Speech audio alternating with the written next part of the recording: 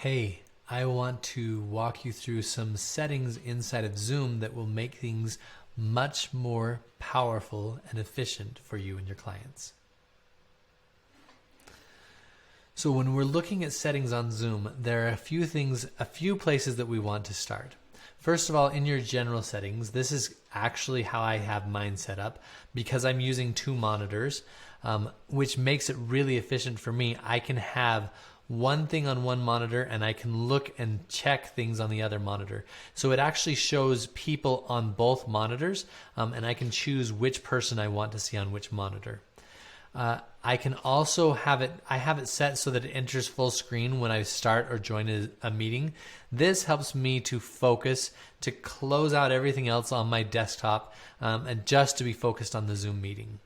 Some other things that you can turn on, you can show the meeting controls always or hide them. You can copy the invite when you start the meeting. This sometimes might be helpful if somebody doesn't have the link, but usually you've shared the link with them in advance. You can ask them to confirm when you're leaving a meeting, show meeting timers, add Zoom to your Mac, if you're on a Mac, which I am, your Mac OS menu bar, stop my video and audio when my display is off or the screensaver begins. Remind me at 5 seconds or 5 minutes before my upcoming meetings. So sending out reminders.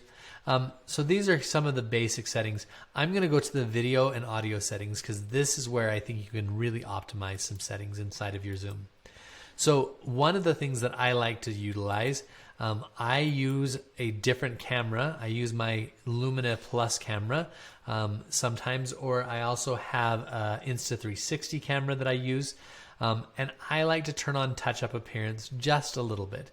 And then I don't have it adjust for low light because I have strategically placed my lights in my room so that I have really good lighting all the time. And this is something, I have a couple of other videos on my YouTube channel and also inside my program, Lights, Camera, Action, that you can utilize, and also on my website at mattcare.com. So you can utilize those to look at the lighting inside of your room and see how you can adjust the lighting for you. I would highly recommend that you make a lighting plan. Just as you have a video plan, you have chosen a video camera, you have an audio plan, I recommend you have a lighting plan. And then I have it so that it doesn't display names inside their video. I do that because if I'm recording the videos and I want to use them for testimonials, I don't want to necessarily always have that name on the bottom of the screen. And I strategically will put logos and put names inside of the video later. And then I have it stop my video when I join and start my video when I choose to add my video. I have it always show video preview in my dialog when I join, and then I have it so that it maximizes up to 49 participants. The advanced settings are one of the places that I think most people don't actually utilize sometimes, and I think it can be very possible that it can make things better for you. If you go to the advanced settings, optimize video quality, I receive with a super resolution. I like to do that because I record the videos. Sometimes I use those for inside of testimonials. So I optimize that. And then I use hardware acceleration to receive video, and I use hardware acceleration when I'm sending video. Some other things inside of recording that you might want to utilize, I have it so that I record locally, but you can also have it so that it has cloud recording, and you can manage that. Some people utilize cloud recording almost exclusively. The only thing that I don't like about using cloud recording exclusively is that it doesn't record it will stop recording at certain intervals. For example, if you record longer than maybe 3 hours, 3 hours, 45 minutes. It depends on the file size, but with cloud recording, it will stop when the file size gets above a certain level. I also like to optimize for third-party video editing because that is what I do. I do video editing. And one of the things that it does when you optimize for third-party video editing is it will actually record multiple audio channels. So this is really powerful. If you utilize this for when you're recording a podcast, for example, if you use Zoom for recording podcasts, it will record separate audio channels for you and for your video, the other person on video. And I also like to have it keep a temporary recording files, show notifications when my recording files are available. And then under audio settings, this is the other place that it might be powerful to look at. So for example, I use my Scarlett boom microphone, and I use that for my microphone, and I test my microphone in advance. I don't have it automatically adjust my microphone volume because I have strategically, again, made a plan in advance for my audio. And so my audio will be really good. I don't ever like to set it and have it turned up so high that it peaks. It goes into red. If I were to adjust, I can actually adjust on my volume settings. And you can see that now it's going, I'm not talking any louder, but it is going almost all the way up to the top. I don't like to do that. I like to set my volume so that it doesn't peak out. I also like to use original sound for musicians. This is especially powerful in like studio environments, or if you're playing music back, which oftentimes if I'm playing a video back, I will be playing music back in that video. And so I like to utilize that. And then I don't go into high fidelity recording music mode. My video and my audio is very good, but I'm not recording high fidelity music. That might be something that you could look at as well. I keep echo cancellation on and stereo audio. The other things that I like to do is I like to use the press and hold space key to temporarily mute and unmute myself. So if I'm on mute, if I'm, say for example, in a Zoom meeting with multiple people, I'll put myself on mute, and then I can just press the space bar anytime I want to talk, and it acts like a push to talk button. I'll hold the space bar down while I'm talking, then I release, and that way it's easy for when I'm muted or unmuted. And I know that in advance. And then I don't usually actually use a headset. Some of the other advanced settings, you can have your echo cancellation set to auto or set to aggressive. And then screen sharing might be another place that you would look at. The other thing that you might look at, some people like to do, is adjust the background. They like to turn on a blur. So if you click on the blur, it blurs the background behind you. I feel like this looks a little bit fake, and I'm not a huge fan of it, but you can turn that on or turn it off. Some people like to have their video mirrored because they like to see what they look. So when you look inside of a video, you're used to seeing yourself. You're not used to seeing yourself in person. You're used to seeing yourself either through a video camera or through a mirror. And so some people like to mirror their video because then it looks more like they're used to seeing. They're used to seeing themselves in a mirror. And so they might utilize that so that it doesn't feel so strange. And then there are other studio effects that you can use. I don't currently use any of those.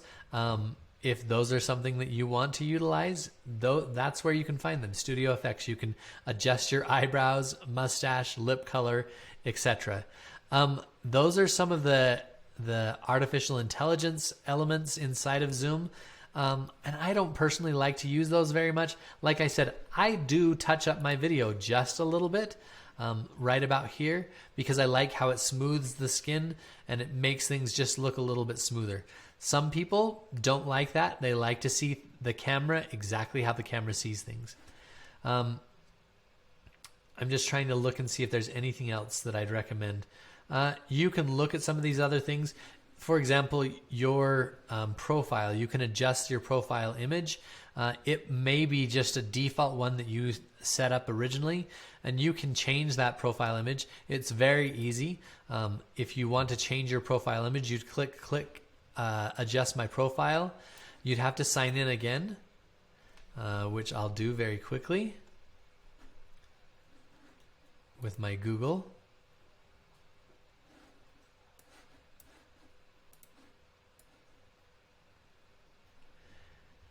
And then you will actually click here to edit, and I'm going to change my image. And I know that I have some images here in my Lights Camera Action photos file. I'm going to go down to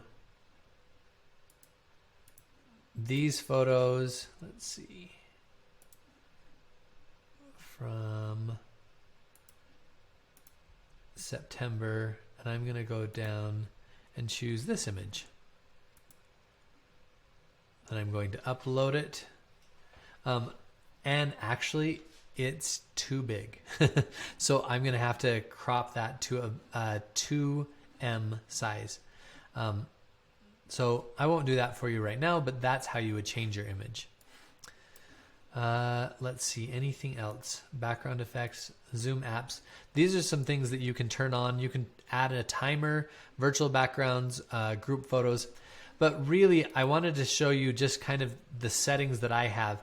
One other thing that I'll kind of show you that I do. So when I set up my Zoom calls, I like to put my image very small. Let's see. I'm going to start a Zoom call.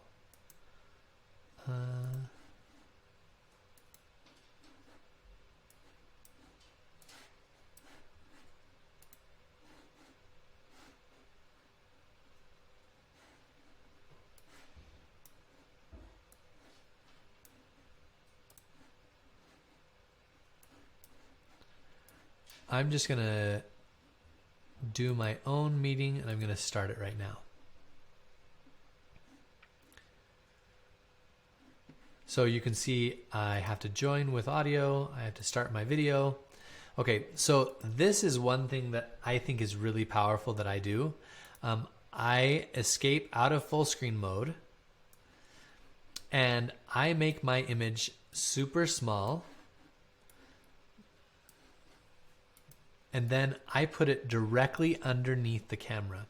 So right now, I'm actually looking at the image of myself, but it looks like I'm looking inside of the camera lens. And so when I watch people on Zoom, when I'm talking to them, it looks though, and especially if I'm back a little bit further, it looks like I am looking at them because the camera is right below where my Zoom image is. So this can be very powerful to connect with your audience. It's sometimes distracting if you're looking down and you're looking, say the image is down here. So I'm going to look down where the image is. So now I'm looking down at the image and I'm talking to them. I feel like I'm talking to them, but I'm not. It looks more like I'm talking to them when I have them in a small box right up here underneath my camera. So this little trick right here helps you connect with your audience and helps you connect with your client and have video that feels more authentic and feels more connecting. So I hope this helps. Have a great day. And if you'd like more tips and like to join me inside of Lights Camera Action, go to mattcare.com and join Lights Camera Action, and I'll see you inside to being seen, heard, and telling better stories.